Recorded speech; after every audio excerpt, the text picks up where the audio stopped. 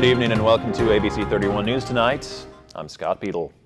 State police say they're eyeing an unusually deadly weekend of unrelated traffic crashes. Details in tonight's big story. 15 people were killed in 10 separate accidents. Troopers say common factors include a lack of seatbelts, impairments, and excessive speed. The new state police superintendent says many of these accidents are avoidable and urges drivers to be aware of why these fatalities happened and to be more attentive to the rules of the road. Two of the deadly crashes happened in our area. 2 people were killed Saturday afternoon in a head-on collision in Rapides Parish on Highway 107. 18-year-old Taylor Basco and 22-year-old Tyler DeVille were passengers in one of the pickups. And a crash in Avoyelles Parish yesterday killed a man from Bunkie. Troopers say 52-year-old Jeffrey Johnson lost control and hit a tree on Highway 1. A man from Eunice is sentenced in federal court to 15 years in prison for convincing a young girl to send him sexually explicit pictures. 36-year-old Adam Shiloh was sentenced in Alexandria. Rapids deputies arrest a man from the Lena community for a break-in on Ian Johnson Road in Boyce. 20-year-old Javarius Deshaun Battles is charged with aggravated burglary, theft, possession of stolen firearms and of property, criminal damage, and trespassing. Deputies say they were able to ID the items in his possession as those taken in the burglary. And Alexandria police arrested 4 men over the weekend in connection with complaints of drug activity near Applewhite and 12th Streets. 50-year-old Willie Bird is charged with possession of a stolen firearm and possession by a convicted felon. 61-year-old Leroy Hammond, 51-year-old Robert Hicks, and 49-year-old Michael Smith are all charged with possession of drugs. The men are all from Alexandria. A mock trial at Rapides High School reaches out to students on the consequences of impaired driving, not wearing a seatbelt, and distracted driving. ABC 31's Joanna Phillips played the role of the reporter in the trial and watched as students took a look at the results of an impaired driving crash.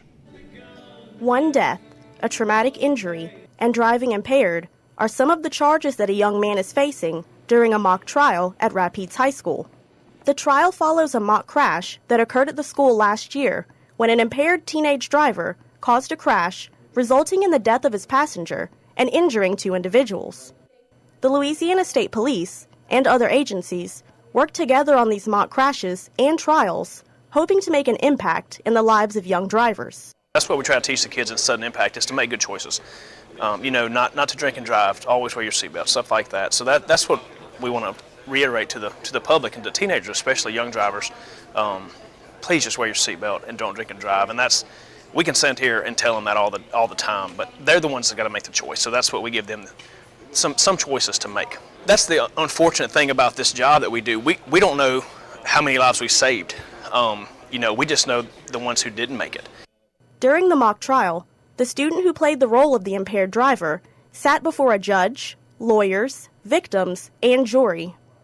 My person, I'm a 4.0 student, and I've never been in trouble with the law or anything like that. And they still gave me 10 years, and I'd be 27 whenever I'm getting out of jail. I mean, that's the best years of my life, my younger years. People they know what can happen, but no one ever thinks it's going to happen to them until it does. We lost 2 people from the DeVille area yesterday because of that. The conclusion of the trial resulted in the impaired driver receiving a guilty verdict. 42% of crashes in the state of Louisiana are a result of impaired driving. At Rapides High School, Joanna Phillips, ABC 31 News. It's been a stormy spell for central Louisiana. Let's find out what we can expect in our weather now with Chief Meteorologist Chris Summers. Hey Scott, yeah, definitely keeping a few showers and thunderstorms in our forecast here as you go through the next several days. Temperatures are going to be warm though. We've been enjoying temperatures in the low 80s here the last couple of days anyway, and looks like the low 80s hang around as we get into the last week of March as well. I have a few isolated storms on the radar out there that are moving away from the area right now. And most of those will come to an end here in the evening hours or overnight hours. Otherwise, just mostly cloudy skies, warm and humid once again for our Tuesday. Got to watch another system that comes through Wednesday night into early Thursday. Could bring some strong to even severe storms back to central Louisiana as we get to Wednesday night and Thursday during the day. But then we dry out and become mostly sunny. A little bit cooler for Friday, but right now weekend looking pretty good as our high temperatures by the weekend should get back into the upper 70s to low 80s both Saturday and Sunday. So again, not much going on for your Tuesday. Surface map is showing that system still off to our west, producing some of that severe weather for Tuesday in the parts of Texas. That will eventually move into our area late in the day on Wednesday and through the day on Thursday. Again, damaging winds, hail, and heavy rain, the possibilities with this severe weather that will impact the area for the middle part of our work week. And we'll talk more about that with your 7-day forecast coming up in just a few more minutes. Thanks, Chris. The North Rapids Business and Industry Alliance annual meeting focused on education. John White, the superintendent of education, was the keynote speaker. His message touched on goals, opportunities, and challenges that young people in Louisiana are facing when it comes to education. With the fate of the TOPS program still undecided, education is a high priority subject in Louisiana at this time. The Central Louisiana Regional Chamber of Commerce and the Louisiana Small Business Development Center will be offering a course focused on starting and financing your own business. We're going to talk about the feasibility of your idea. Is it really something that's going to work? We have the ability to do market research for customers, so we can help you do that and make sure that it is going to fly. And we're also going to talk about developing your business plan, getting your finances together, checking out the competitors and seeing what else is out there in the market. The course will take place on Thursday at the Cenla Chamber of Commerce. To learn more or to register, you can visit lsbdc.org/NWCR. After being unable to pass his proposed American Health Care Act, President Trump is shifting blame from the Democrats to the Freedom Caucus. Plus, the family of Kurt Cochran, the American slain in the London terror attacks, speaks about their loss. ABC 31 News will be right back. Only one doctor brings health right to your home. Dr. Oz. Every day is a new chance for change, and everyone can start right now. With all new ways to feel encouraged, inspired, hopeful, confident, proud, positive, special, feel better every day. Make an appointment with Dr. Oz. Check in for your daily checkup. Dr. Oz, airing weekdays at 11 on KLAX TV.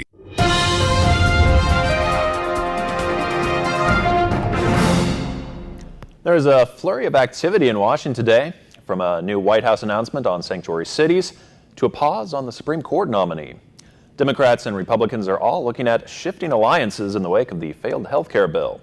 ABC's Lana Zach is following all the developments in Washington. Disregard for law must end. Attorney General Jeff Sessions warned sanctuary cities comply with the president's orders on immigration or lose Justice Department grants. When cities and states refuse to help enforce immigration laws, our nation is less safe. Even though the Obama administration had a similar policy, that message is unlikely to be seen as an olive branch to Democrats, who the White House now may be courting in the wake of Friday's failure on health care. Nonetheless, White House spokesman Sean Spicer says President Trump is open to collaboration. There's been a lot of outreach from members of both sides with ideas, and the president's willing to listen. The president tweeted a rebuke to conservative members of his own party after they thwarted his health care plans. But now the spokesperson for the Freedom Caucus is hitting back, tweeting, "Governing doesn't mean passing bad policy. The AHCA was poorly rolled out, pushed through on an artificial deadline, and bad for American families." Meanwhile, in the Senate, the vote on Supreme Court Justice Neil Gorsuch is being delayed following threats of a Democratic filibuster. And another White House official will soon be headed up to the Hill. Jared served as the official primary point of contact with foreign governments and officials. Jared Kushner, the president's son-in-law, has volunteered to speak with the Senate Intelligence Committee on their ongoing investigation into Russia and the Trump administration. We've made some contacts. I'd be glad to explain them. Republicans and Democrats now may be headed towards a confrontation over the budget. A potential government shutdown now just 1 month away. Lana Zach, ABC News, Washington. A shooting spree leaves people in shock in Sanford, Florida. Police say it stemmed from an apparent domestic situation. Police say 31-year-old Alan D. Cash shot 4 people in a home, including a woman who was killed. 2 children and another adult were hurt there. He then ran to a nearby intersection where police say he opened fire again and injured 2 bystanders who were walking on the street. Police caught up with the shooter and arrested him.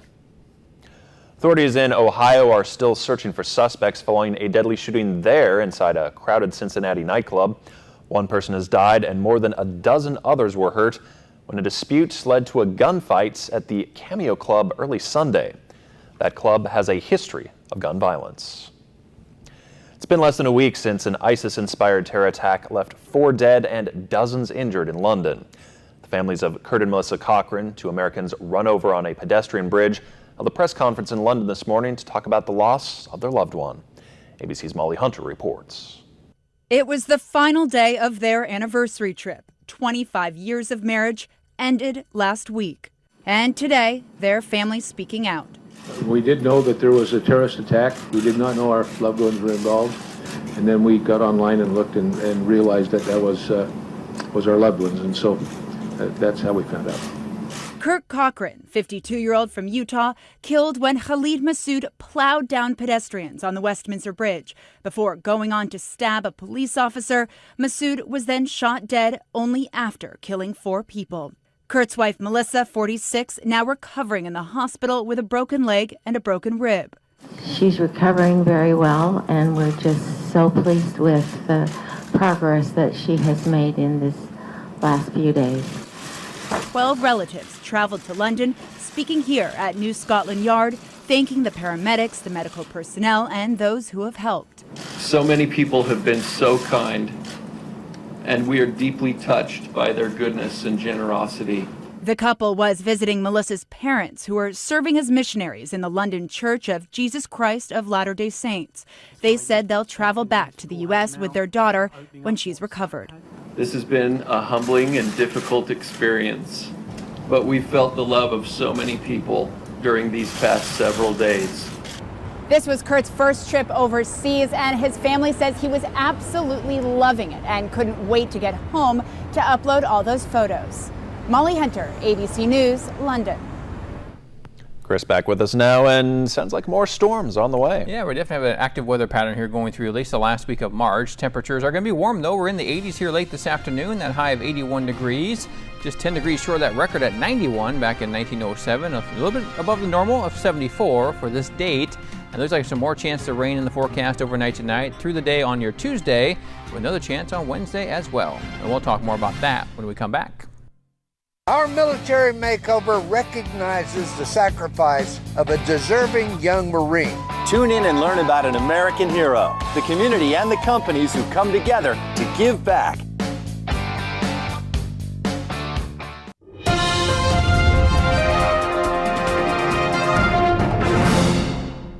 And welcome back, everyone. A good Monday to you. Temperatures out there today were warm once again, in the low 80s. Latest radar is showing a few showers and thunderstorms developing around central Louisiana. Most of the activity is pushing off to the north and to the east. You see just a few showers and thunderstorms to our west. Those may come through here in the next couple of hours or so.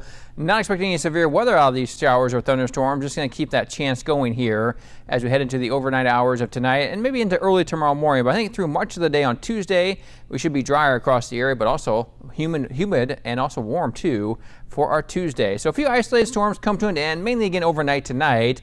Otherwise, mostly cloudy skies. That weather will be humid across our area and very warm too, in the low to mid 80s for high temperatures once again on your Tuesday afternoon. Now we watch our next system come in the area for Wednesday night into early Thursday. And that could produce some strong to severe storms across our area once again. Damaging winds, hail, heavy rain, the possibilities that go with that as we get into Wednesday night and early into Thursday. But once that system moves out, we finally see some drier weather back in the forecast, and looks like lots of sunshine too, and even warmer by the time we get to the weekend. Looks like a nice weekend on tap for the first full weekend of April. Let's take a look at our surface map then for your Tuesday. Again, that warm weather around our area will hang around. You can see not much going on around central Louisiana for your Tuesday. We'll stay dry much of the day, but off to our west or off to our east, we do see a few showers and thunderstorms through parts of Mississippi. Here comes our next system and getting organized out in the Four Corners region of the United States, bringing some severe weather into parts of Texas as we get into your Tuesday. Now that will shift a little bit further to the east then and see that severe weather threat come into our area by the time we get to Wednesday. Here's a look at that map then for your Wednesday. This area in red indicating a slight risk of severe weather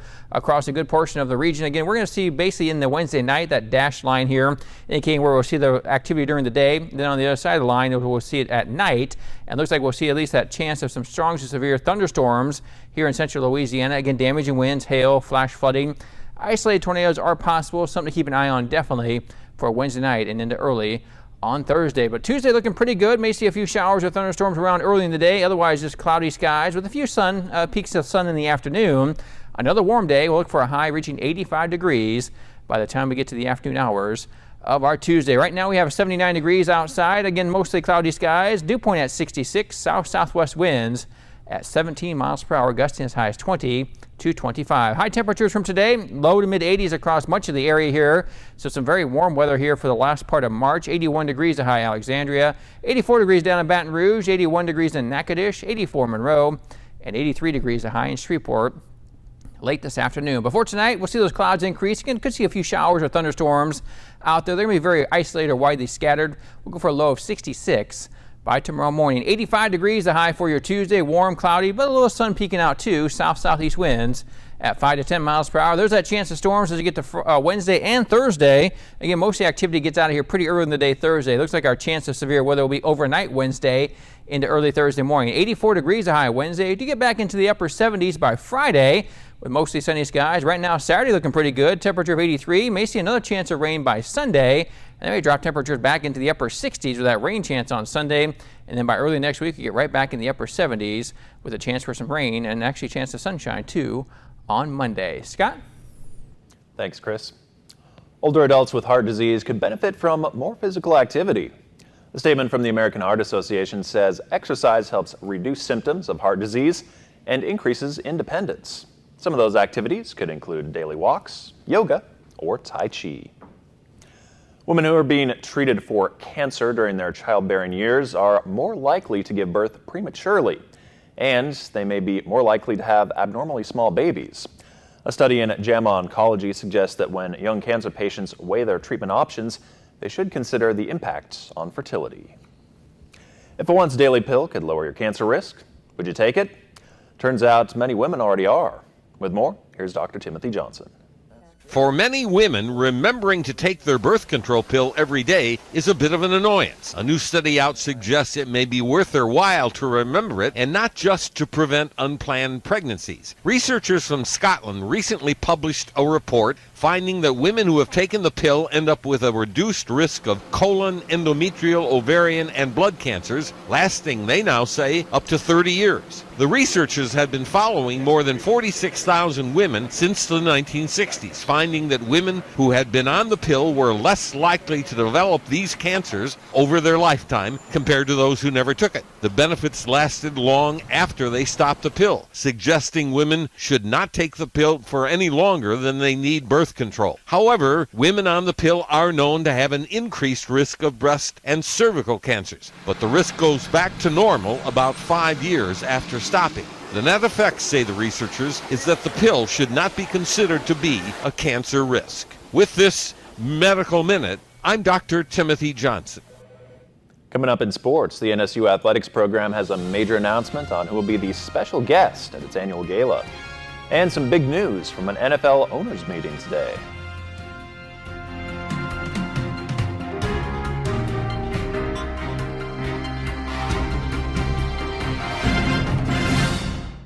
Stay connected with KLAX ABC 31. Visit us online anytime. Get today's top stories and trending topics. Like us on Facebook. Follow us on Twitter. See our pics on Instagram. Watch us on YouTube. And make KLAXTV.com your home for local news and information.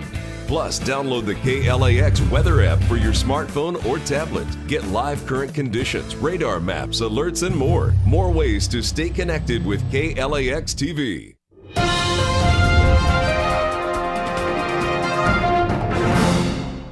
Good evening, everyone. I'm Charlie LaPastora. What does an SEC coach have in common with NSU? LSU football coach Ed Orgeron used to play ball at NSU and actually started his coaching career with NSU. It was announced today that he will be the featured guest on May 6th at NSU Athletics 2017 Legends Gala. The 6th annual event benefits NSU Athletics nonprofit and will be in Natchitoches for the first time at the new Chateau St. Denis Hotel. Auction items will be posted online, and there will be sponsor packages available as well. Ticket information for the event can be found on NSU's site. When it comes to Orgeron's current team, the LSU Tigers offense is already showing great strides in spring football. Senior Associate Athletic Director Michael Bonnet mentioned the offense accounted for over 600 total yards as Orgeron put the Tigers through their second scrimmage of the season Saturday indoors. Orgeron said, quote, "I thought our offense had a tremendous day," end quote. LSU softball team was also busy over the weekend playing host to the 16th ranked Georgia Bulldogs.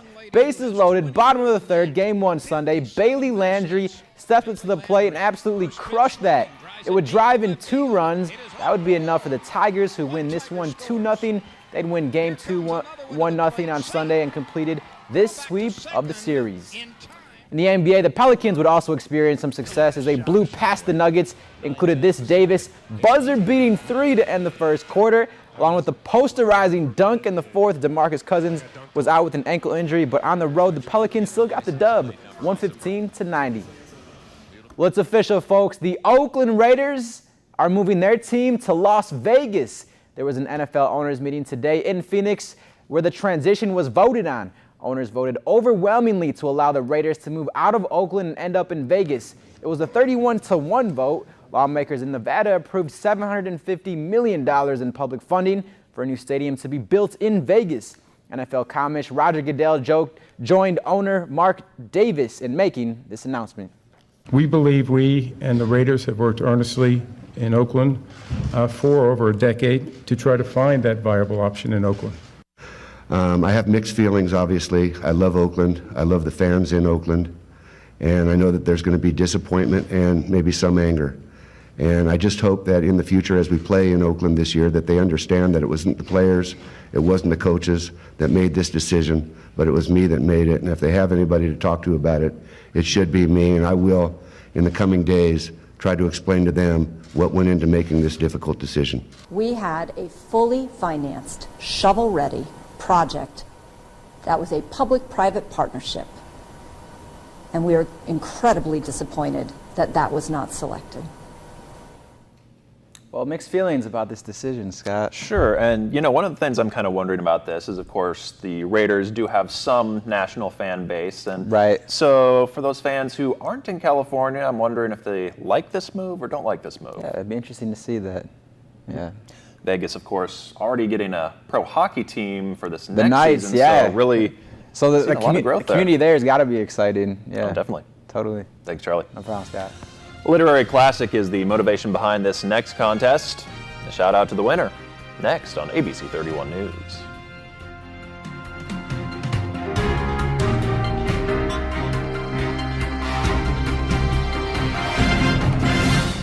When it comes to cleaning up the streets of Boston, This is who I am. This is what I do. Now get me in there. he did it. And I know where the proof is. It's ladies first. Rizzoli and Isles. Weekends at 11 on KLAX TV.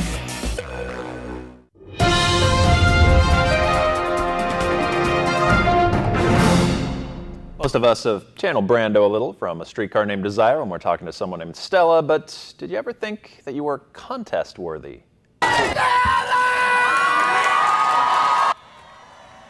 Contestants took part in the annual Stanley and Stella Shouting Contest yesterday in New Orleans, capped off the 30th annual Tennessee Williams New Orleans Literary Festival.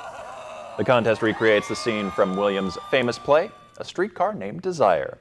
And participants summoned their best Stanley Kowalski, shouting the iconic line, "Stella!" Yeah, there it is. A man named Mark Gambino took home the trophy after winning the contest. I think you should come in a good second, I'd say. Yeah. I mean, that's pretty good. Well, Scott you know, Beadle should take home that I think trophy. we've got a few seconds here for you guys to give it a shot. I'm okay with that. Thank you, though. Stella!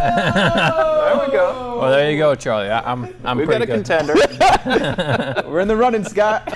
You guys should go down to New Orleans, I guess, and try to check that out. Maybe you should leave today. Let's go for it. Well, temperatures over the next couple of days are going to be in the 80s, which will be nice and warm for us once again. Could see some showers and thunderstorms around Wednesday night into Thursday. They could be severe or strong here in central Louisiana. All right, thanks, Chris. Have a great night. Thanks for watching.